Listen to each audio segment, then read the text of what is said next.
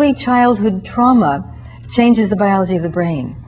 Well, early childhood support also changes the biology of the brain. What studies of resilience show that even when children have insecure attachments in the home, if they've had at least one secure attachment with a daycare provider, a preschool teacher, or another adult in their lives, then that makes a huge difference for them having the seed of resilience.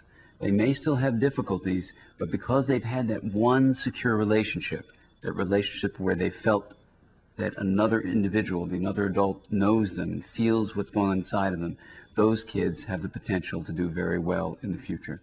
We can see imaging today of before and after trauma and see what happens in the brain, and we can also see repair that happens in the brain when our interventions have been successful. What makes children get better following a trauma is connection to other human beings who are present, who are patient, who are kind, who are sensitive, and they don't need to be necessarily psychologically insightful. They don't need to know anything about trauma.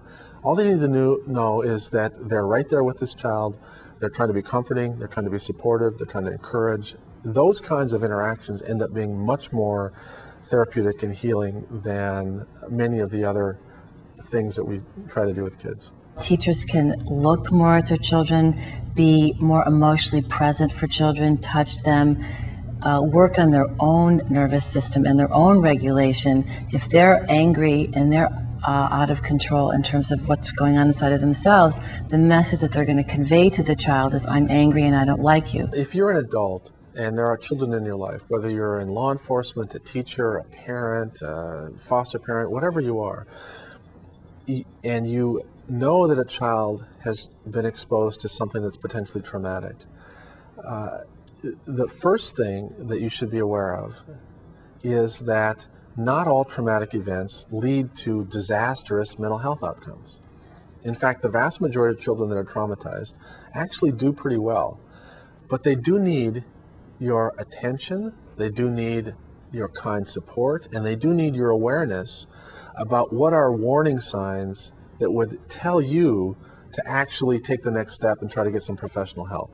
It's up to us. We can't wait for a they to do this spreading of the message that we can do something about it, that children, especially young children, have the most possibility for health and plasticity, for overcoming these early traumas, if we as a community, a large community, support them. We have permission now to meet children's needs. We have permission now from neuroscience to give children what they need, and to me that is so exciting. If there was one place I would like to start with individuals as well as our society trying to make a difference, to really stop the cross-generational passage of trauma and of insecure attachment, it would be for parents to start a process of self-understanding. It basically costs nothing except the time and emotion that it takes for parents to begin on that process. And we all can do it. And the people who benefit most, besides ourselves, are our children. We're spending literally 95% of our public dollars to change the brain, because that's what mental health is. That's what public education is. That's what juvenile justice intervention is. All of these are trying to change the brain. And we're spending almost nothing in the first 5 years of life when the brain is easiest to modify. And it takes the least amount of professional input, the least amount of insight. It takes just high-quality caregiving. It's us, not they. It's each one of us doing it now, not later, but now.